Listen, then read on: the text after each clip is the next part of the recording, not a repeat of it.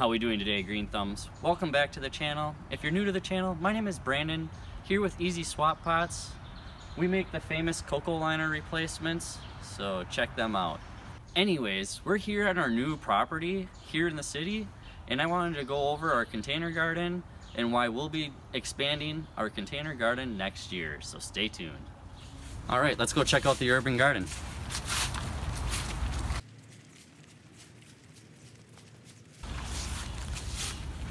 So here you can see we've got potatoes planted. Now we did just the cardboard method. Like I said, we did just move in here and we do rent, so you really can't dig up the ground without permission. So we started with some chicken bedding and we laid that down first on top of the grass. Then we laid down a bunch of cardboard, and then we put our potato starts on top of the cardboard, and we went and grabbed some compost from the facility that is free, and we mounted it up here as it grew.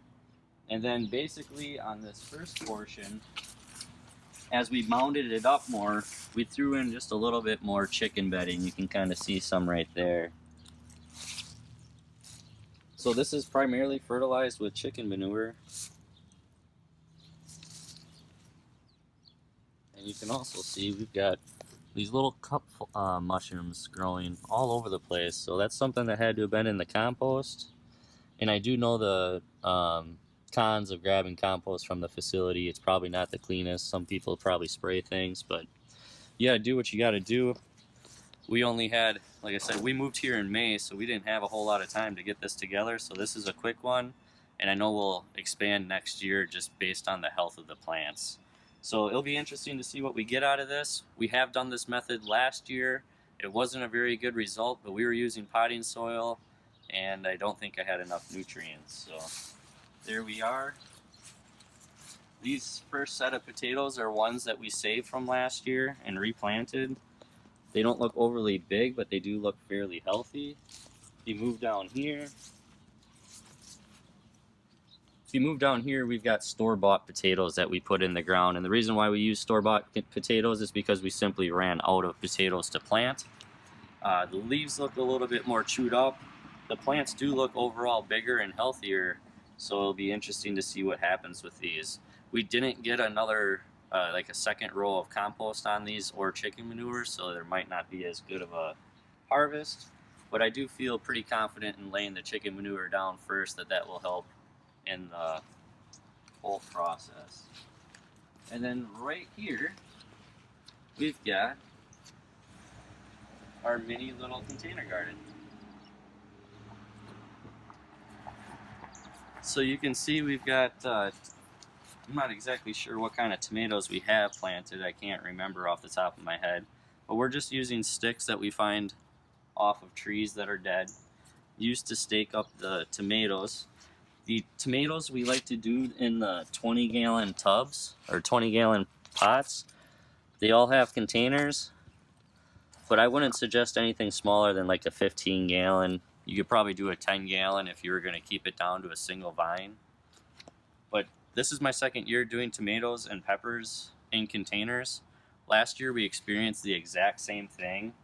And what I have noticed completely is that the tomatoes grown in containers grow a lot faster and tend to have a lot less disease. So we're not actually losing.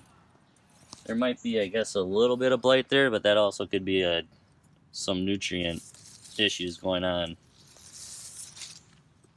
The other thing we're doing this year is we're using just wood ash from when we have some bonfires in the back fire pit, and we're also using chicken manure or chicken bedding on here this year. So this year we went to a complete budget just to see what we can do without spending a ton of money.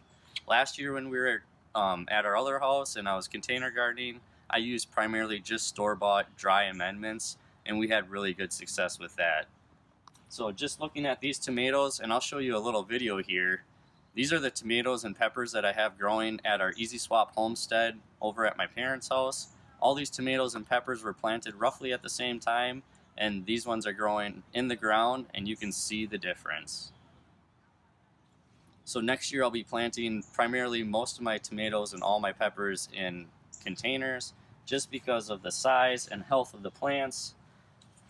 Yes, it does cost a little more, but if you're going to get twice the amount of production and not have to deal with the fungus disease. You also don't have to deal with, you have a lot more control, I should say, over the watering. So in ground, we tend to go from extreme drought to extremely too wet all in a matter of like a week now. And I can't control that, and I can't do anything about that. And usually once that happens, I start seeing the blight happen, and then it's just a matter of time. I get a little bit of a harvest, and that's all I get. So you can see these peppers are huge. They're starting to flower. The peppers that are in the ground are not even half the size. So I can't remember, what was this again? Jalapeno. So that's a jalapeno pepper. Here we've got a Joe Parker. This is kind of like a mild or semi-mild hot banana pepper. They get real long, yellow. I think they turn to orange or something. And then here we've got an Anaheim pepper.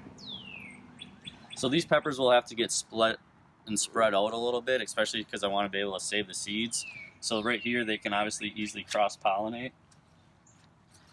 And then the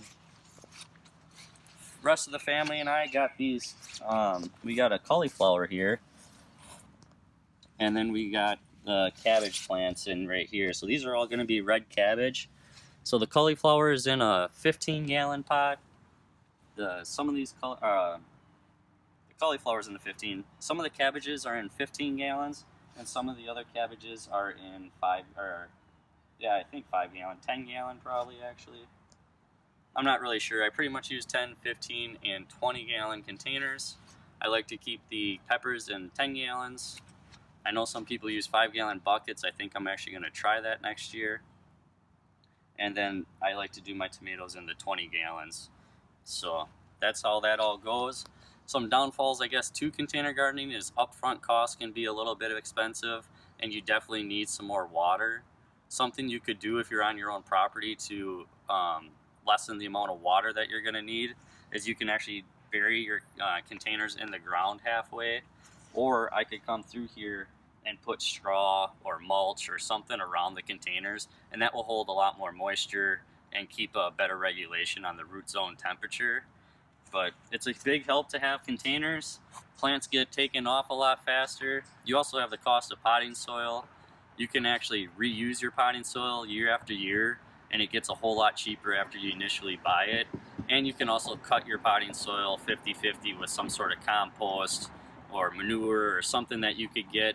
Obviously, if you're doing manure, it would have to be broken down and let to sit for a long time. It couldn't be just directly planted into. So there's the benefits. I hope you guys learned something. Thank you so much for watching, and we'll look forward to bringing you a garden tour next week. Peace.